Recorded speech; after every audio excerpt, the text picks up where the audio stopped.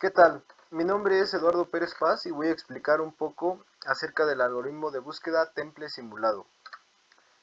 Se conoce también como algoritmo de recocido simulado, en inglés Simulated Annealing. Es un algoritmo de búsqueda metaheurística que se utiliza para resolver problemas de optimización global. Si bien los algoritmos metaheurísticos no garantizan encontrar la solución óptima, generalmente pueden encontrar soluciones de alta calidad en un tiempo razonable.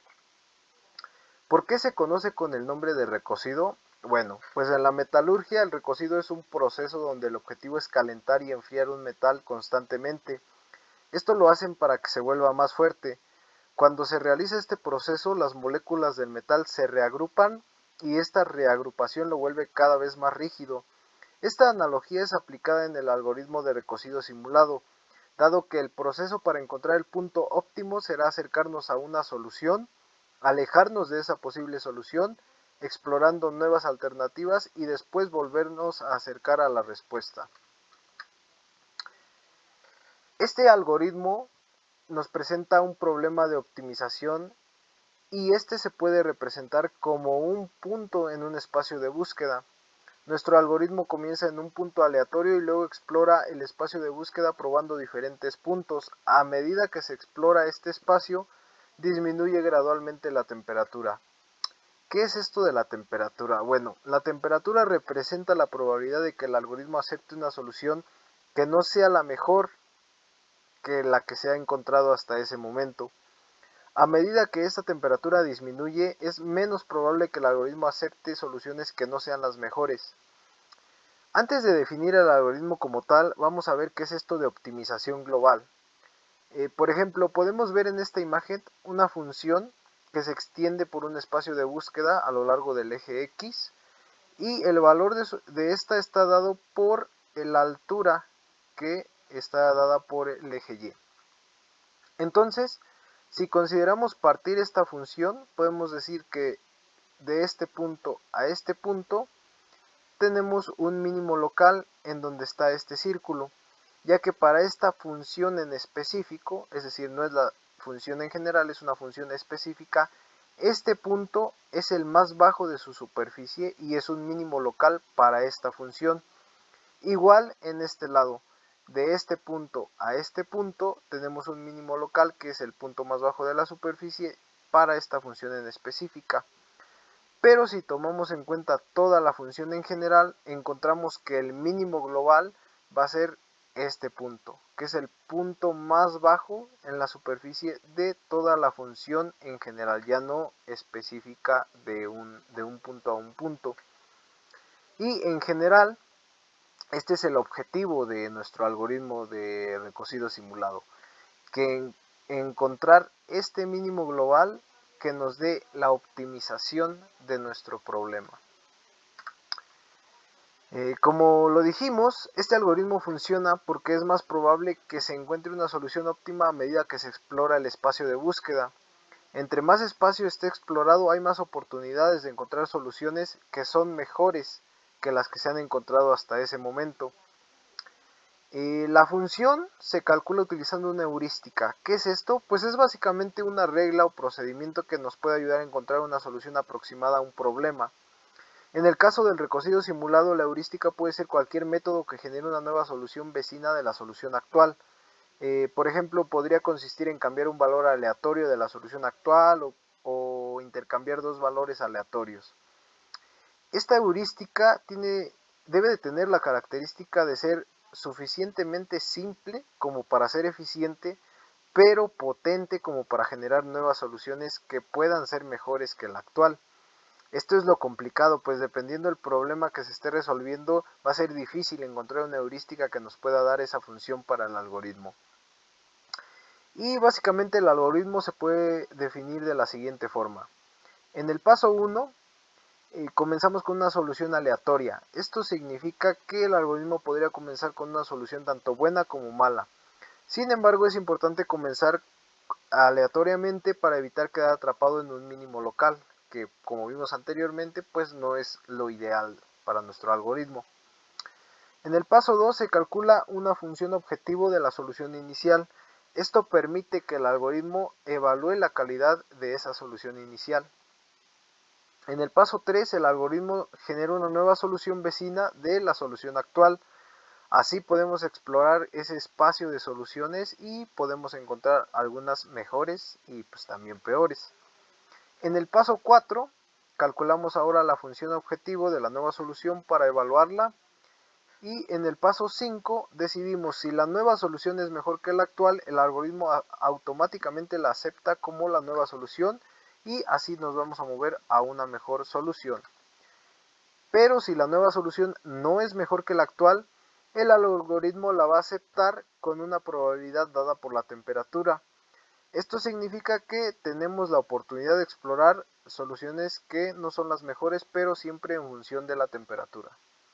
Y en el paso 7 vamos a reducir la temperatura y en el paso 8 vamos a repetir los pasos de 2 al 7 hasta que la temperatura alcance un valor que hayamos definido y pues o un objetivo que hayamos definido previamente.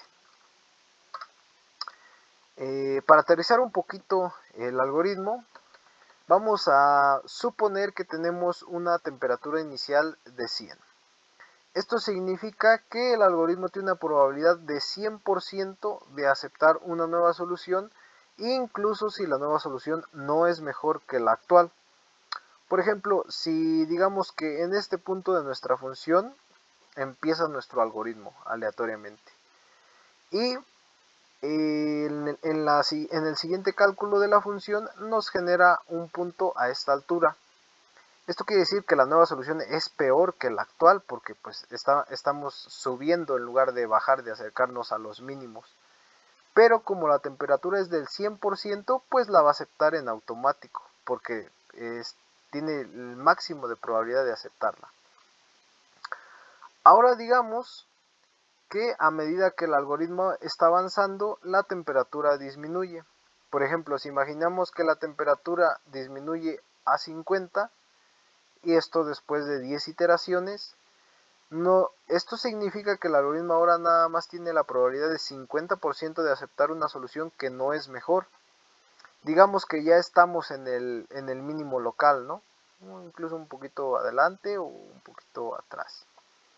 Después de 10 iteraciones y ahora se genera una solución peor, digamos que genera un punto a esta altura. Entonces el algoritmo ahora va a tener mitad y mitad de probabilidad de aceptarla. Ya no va a tener el 100%, entonces tanto la puede aceptar como la puede rechazar. Digamos que la acepta y pues se puede mover a una solución que es peor. Y digamos que la rechaza y pues se vuelve a calcular otra función hasta que ésta sea o la acepte o sea mejor que la que tenemos.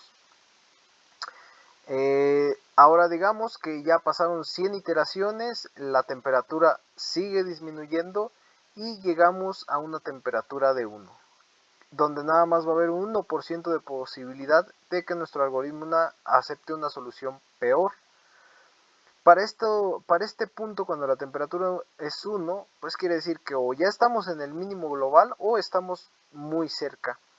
Aquí se van a calcular nuevas funciones y va a ser extremadamente difícil que se acepte una peor, o sea, casi imposible. Entonces, por ejemplo, si estamos en este punto de aquí y se calcula una arriba o se calcula esta o se calcula esta, jamás las va a aceptar y pues prácticamente va a aceptar ya la que sea el mínimo global. Esto es básicamente a lo que se refiere el algoritmo. En un ejemplo de, digamos, ya aplicado a nuestra realidad, podemos imaginar que tenemos una red con una serie de recursos como servidores, almacenamiento y ancho de banda. Y nuestro objetivo es distribuir esos recursos de manera que satisfagan las necesidades de todos los usuarios en la red. Tenemos varias características para este problema, como la función objetivo, que va a ser la cantidad de recursos desperdiciados, y la temperatura, que nos va a controlar la probabilidad de que nuestro algoritmo acepte una nueva distribución que no es más eficiente que la que tenemos, y vamos a tener la característica que cuando la temperatura es alta, como vimos, en nuestro algoritmo va a ser más probable que acepte la distribución que no es más eficiente que la actual, y cuando disminuye, pues el algoritmo va a ser menos probable que acepte una distribución que no nos favorezca o que no sea más eficiente. ¿Cómo aplicamos el algoritmo a este ejemplo? Bueno, pues en primer lugar, el algoritmo puede comenzar con una distribución aleatoria de los recursos. Esto es dependiendo del problema que vayamos a aceptar. Después vamos a generar una distribución vecina de la distribución actual y la nueva distribución puede ser ligeramente diferente en cuanto a la distribución de los recursos. Después el algoritmo va a evaluar esa distribución y va a calcular la cantidad de recursos que se desperdician. El algoritmo va a aceptar la nueva distribución si la cantidad de recursos desperdiciados es menor que la cantidad de recursos que se desperdician en la distribución actual, y va a rechazar la nueva distribución con una probabilidad dada por la temperatura. Esto en caso de que la distribución sea peor.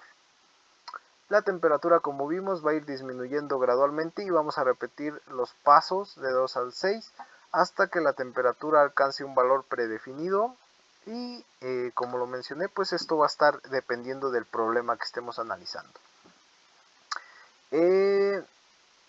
Este algoritmo puede encontrar una distribución de recursos que minimice la cantidad de recursos que se van a desperdiciar. Esto en una red nos puede dar varias ventajas, como reducir el costo de operación, mejorar su rendimiento y aumentar la disponibilidad. Y como dijimos, pues el éxito del algoritmo dependerá de los factores como su complejidad de la red, la elección de la función objetivo y la configuración de los parámetros que vamos a utilizar en nuestro algoritmo. Algunas aplicaciones de este algoritmo se dan en diversos campos. Por ejemplo, en la logística se puede utilizar para optimizar la distribución de productos en una cadena de suministro. En la informática se puede optimizar el diseño de circuitos integrados y el rendimiento de un sistema operativo. En la ciencia se puede utilizar para encontrar la estructura de una molécula o solucionar una ecuación diferencial. En la ingeniería se puede utilizar para diseñar aviones, automóviles y optimizar esos diseños. En la medicina podemos encontrar dosis óptimas en las que se tiene que proporcionar un medicamento, en encontrar el tratamiento más efectivo para alguna enfermedad. En la biología también se puede utilizar para encontrar el camino más probable de la evolución de una especie, y así en muchas áreas del conocimiento. Y pues básicamente esto es el algoritmo de recocido simulado. Espero les haya gustado y gracias.